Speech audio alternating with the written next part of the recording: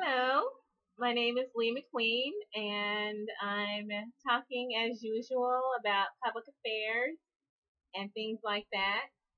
And I was on the internet again without supervision, and every time that happens, I find the most amazing things. So this time I found an article at a website I'd never been to before. It's called girltalkhq.com,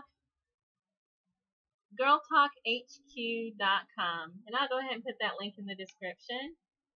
They had a really interesting article that I wanted to share, and it says, in the wake of Hillary Clinton making history, we pay homage to other female presidential candidates, and it's from June 13th. And there's a picture of Hillary Clinton with her arms up in the air with a big old grin on her face.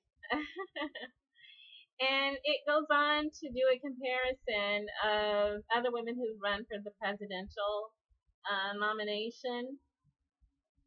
There's everyone from Victoria Woodhull, and then also Margaret Chase Smith, and Shirley Chisholm, and Lenora Fulani, Carol Mosley Braun, and Jill Stein. Okay, so my focus was primarily on Shirley Chisholm because I think her contribution to the political scene, her many firsts, is so important. And the fact that she accomplished so much during the 60s and the 70s, right after during the civil rights era, and then the ushering in of the Black Power movement. This was before a lot of people had accepted the concept of integration. And so she, through the sheer strength of character and will, she emerged on the political scene to accomplish so much for women, African Americans, and then poor people and children as well. So she was born to immigrant parents in New York, who then sent her away to Barbados to grow up with her grandmother. So she has like a Caribbean heritage and a Caribbean upbringing, but she was born in North America. Donald Trump and Hillary Clinton, and all the birthers. And that's how she was able to run for president in 1972. But before then, she actually was part of the New York State Legislature from 1965 to 1968. And then she was the very first African American female elected to the House of Representatives as a Democrat. And she won multiple elections in that role. She served from 1969 to 1983. And her slogan was Unbought and Unbossed. And that just says it all right there. You know exactly who she is, what she thinks of herself, and her strength of character and will. Just that slogan, very strong. Let's see. So she was the first Black major party candidate for the presidential race. She was also the first Democrat female candidate. She was on 12 state ballots, and she won 152 delegates. So a lot of that she just accomplished by sheer force of will. She had help, of course. She didn't do it on her own, but she managed to cut through a lot of bureaucracy, a lot of political roadblocks, and then self-doubt. You can just tell by her slogan that she wasn't crippled or hindered by self-doubt, and I think that goes back to her upbringing. But while she was working in the legislature, in the House, she advocated for better treatment of inner city poor women and African Americans. She helped to create the WIC program, which is Women, Infants, and Children, making sure that women had access to food. Women who were pregnant or who had young children always had access to supplemental food. She sat on the Veteran Affairs Committee, Education and Labor Committee, and she hired all women for her office to work with her. Half of them were black and half were white. And this is because I think she discovered that her primary hindrance in the political structure was more sexism than racism. So that's pretty interesting. She also helped to found the Congressional Black Caucus and the National Women's Political Caucus. So Shirley Chisholm was very, very active while she was in the legislature. She did not sit by the wayside and wait for things to happen. She went out and made them happen, including her run for the president. She also worked on a bill to give domestic workers minimum wage. So it's also very interesting. And she had assistance from, I believe it was George Wallace, in getting that through the House. I'm not sure how far that bill went. But even more interesting, she was an opponent of the draft and the Vietnam War. She supported reductions in military spending and expansion of weapons development. She supported reductions in military spending and then also reductions in weapons development. She also supported instead increases in education, healthcare, and social services, and also better treatment of Haitian refugees. So she had a tremendous legacy and a tremendous presence and effect, and she served as a role model for quite a few other politicians. In fact, one of the volunteers on her campaign was Barbara Lee, a congresswoman from California who's now in the House, a long-standing member of the House of Representatives. So, role modeling has a tremendous effect on the people that come behind, and how you carry yourself. People do look at that, and if they like what they see, they do model themselves after you. And I think Barbara Lee is one of the most, I would say, she's very much known for her integrity within the Congressional Black Caucus. I don't believe she's bought or bossed either. So it's nice to have politicians who are not bought and who are not boxed. Shirley Chisholm's legacy is often linked to that of Barack Obama and then also Hillary Clinton, because there's mention that she paved the way for them, and she likely did. She paved the way for so many people, including Jesse Jackson, whose campaign Shirley Chisholm supported. So his progressive campaign. Basically, you can tell from just that short biography that Shirley Chisholm was a progressive through and through.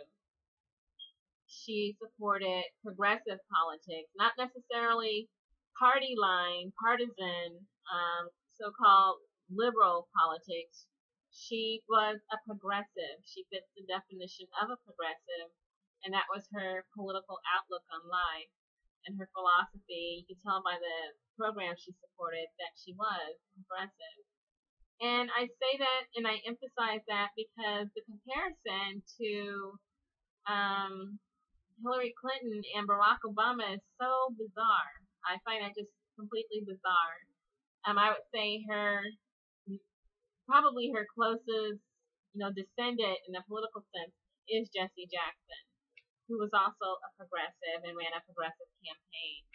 And we know that we know he was a progressive because he was sabotaged by the Democratic establishment, which is what usually happens.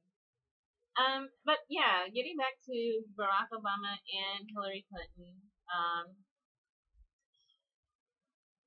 and I just keep thinking Unbought and Unbossed, and I just say to myself, where in that do we see the comparison to either Barack Obama or Hillary Clinton? It's very vague. The only thing that links them is identity politics. African American identity links her to Barack Obama. Otherwise, there's nothing similar. And then gender identity links her to Hillary Clinton. Otherwise, there's nothing similar. Maybe party affiliation, but definitely in terms of being a progressive or working on progressive causes, on women's issues, on children's issues, on reductions in military spending and weapons development. That's not Barack Obama or Hillary Clinton. Let's obliterate him. We came, we saw, he died. Drone wars, expansions in Afghanistan, Syria, harassment of Iran. That's not Shirley Chisholm. The comparisons are so desperate. There's no link between Shirley Chisholm and Barack Obama or Hillary Clinton. If there's anyone that we can compare Shirley Chisholm to in today's political stage, I would say it's Jill Stein and not Hillary Clinton. And this is because the Green Party today is where the Democrat Party used to be during Shirley Chisholm's era. During Shirley Chisholm's era, the Democrat Party found itself at a crossroads. It could have gone in the direction of JFK. Instead, it went into the direction of more war, more, imperialism, more colonialism, more military engagement for profit. And so not only was Shirley Chisholm defeated, but also George McGovern was defeated, and the Democrat Party kept creeping to the right and to the right, and we had progressive after progressive come along in the vein of Shirley Chisholm, echoing the same sentiment: more spending for health care, more spending for education, more spending for education, women, children, things like that. Let's reduce military spending. It's the same old song and dance, and we've come to that same crossroads. And each time we come to that crossroads, or at least the Democrat Party, it always takes the right fork, not the left fork. It takes the right fork in the road and goes to the right. And so it's happened in election after election until now, from like 1960s and 1970s. Here we are, it's 2016, and you can barely tell the Democrat Party from the Republican Party. We have Hillary Clinton, who's now the figurehead of the Democrat Party, and it's war, war, war, weapons, weapons, weapons. Let's get our guns off. Let's go out there and conquer. And maybe we'll have a $15 minimum wage. Maybe we won't, and it's probably we won't. Environment, let's frack, frack, frack all around the world. And then, just the abuse of our military. And that's not Shirley Chisholm. I think Hillary Clinton wants to be viewed like that, and she says she is that. But when we watch what she says and what she does, is she actually like that? The closest thing we have to Shirley Chisholm's legacy today is Jill Stein of the Green Party, who, if you look at Jill Stein's platform, the issues she supports, and then you look at Shirley Chisholm, there's a direct connection. So rather than playing identity politics and having Twitter wars and, pointing our finger and saying you're a sexist, you're this and this, I think it's really important to look at each candidate's issues, each candidate's stance on issues, and then also the judgment that they take on these issues.